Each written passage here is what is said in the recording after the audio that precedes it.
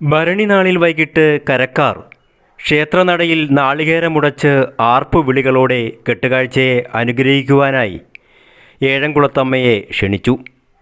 തുടർന്ന് അമ്മ ജീവിതയിൽ എഴുന്നള്ളി കരമുറയനുസരിച്ച് ഓരോ കെട്ടുരുപ്പിടികളുടെയും അടുത്തെത്തി അനുഗ്രഹം ചൊരിഞ്ഞു. തുടർന്ന് വാദ്യമേളങ്ങളുടെ അകമ്പടിയോടെ ഇരട്ടക്കാളകളും കുതിരകളുമടങ്ങുന്ന കെട്ടുരുപ്പിടികൾ കാഴ്ചക്കണ്ടത്തിൽ കാപ്പൊലിച്ച് കരക്കാർ ആർപ്പുവിളികളോടെ ക്ഷേത്രസന്നിധിയിലേക്ക് ആനയിച്ചു.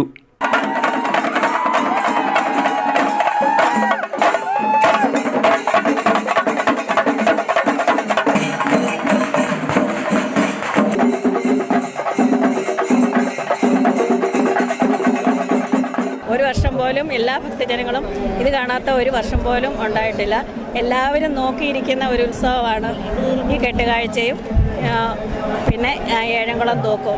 10 കരകളുള്ള ഏഴംകുളം ദേവീ ക്ഷേത്രത്തിലെ 10 കരകൾ അണിയിച്ചൊരുക്കിയ വർണ്ണവിപുലമായ കെട്ടുരുപ്പടികളാണ് ഈ കളിക്കണ്ടത്തിൽ ഇപ്പോൾ അണിനിരന്നിരിക്കുന്നത്.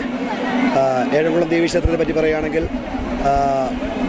കുംഭമാസത്തിലെ ഭരണി കാർത്തിക ദിനങ്ങളിലാണ് ഇവിടുത്തെ ഉത്സവം നടക്കുന്നത്. അതിൽ ഏറ്റവും പ്രധാനപ്പെട്ടത് ചരിത്രപ്രസിദ്ധമായ ഏഴംകുളം തൂക്കമാണ്.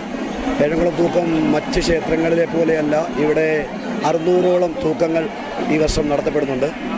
ഏഴംകുളത്തമ്മയുടെ തിരുമുമ്പിൽ കരക്കാർ വർണ്ണപ്പൊലിമയാർന്ന കെട്ടുകാഴ്ചയാണ് സമർപ്പിച്ചത്.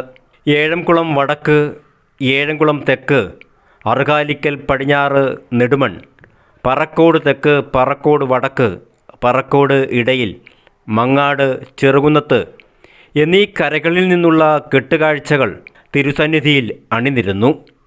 ഭക്തിനിർഭരമായ കെട്ടുകാഴ്ച ദർശിക്കുവാൻ, അമ്മയുടെ അനുഗ്രഹം വാങ്ങുവാൻ ആയിരക്കണക്കിന് ഭക്തരാണ് ഏഴംകുളം ക്ഷേത്രസന്നിധിയിൽ എത്തിച്ചേർന്നിരിക്കുന്നത്.